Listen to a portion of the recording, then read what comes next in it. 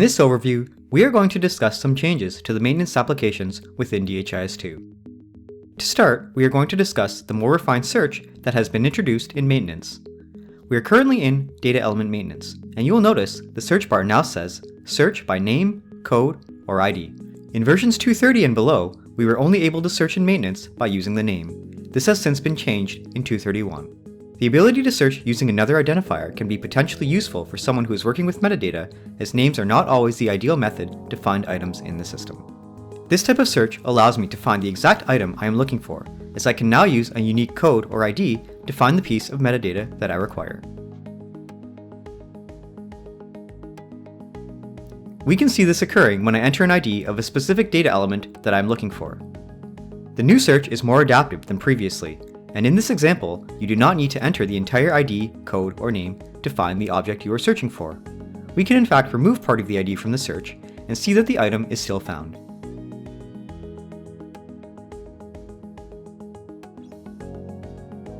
As part of the changes to the search, a more adaptive method of matching items contained within a piece of metadata has now been implemented.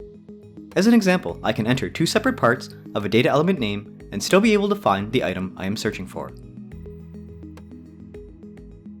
We can see in this example, anything with MCH and deliver is returned. In previous versions of DHIS2, this was not possible. The order of the name of the item had to match exactly.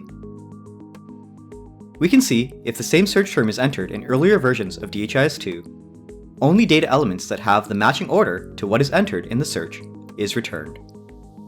This type of flexibility allows a user to find items quicker in maintenance when they may not know the exact name or order of the name for the item they are looking for, and generally makes items easier to find.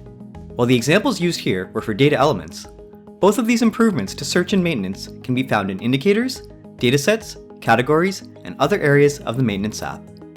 Have a look in maintenance in 2.31 to see these improvements in action. Another improvement to maintenance is the ability to select which columns that you want to appear for the objects you are working with. In this example, I am now in indicator maintenance. Let's say that I want to see the numerator and denominator description directly in the maintenance app.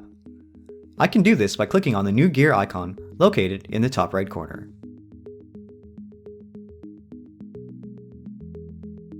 When I select this icon, I will see a pop-up which allows me to manage the various columns that are shown in the maintenance app. I can add, remove, and sort the columns that I would like to appear here. Let us add both the numerator and denominator description. We do this by clicking on the plus icon next to the column that we want to add. I can also move these columns to be directly after the indicator name. If I mouse over to the left side of the column I want to move, I can then drag and drop the columns in the order I want them to appear within the app.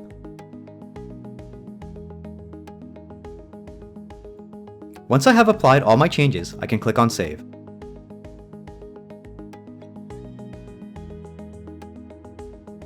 We can see that these new columns have been added and populated with the available text for the numerator and denominator descriptions where available. This has been a brief overview of the new changes introduced in the maintenance app in DHIS 2.31. Additional features including enhanced search and the ability to manage columns in maintenance will be particularly useful for users responsible for administration or configuration of DHIS2 systems. If there are any questions on these new maintenance functions, please do not hesitate to let us know.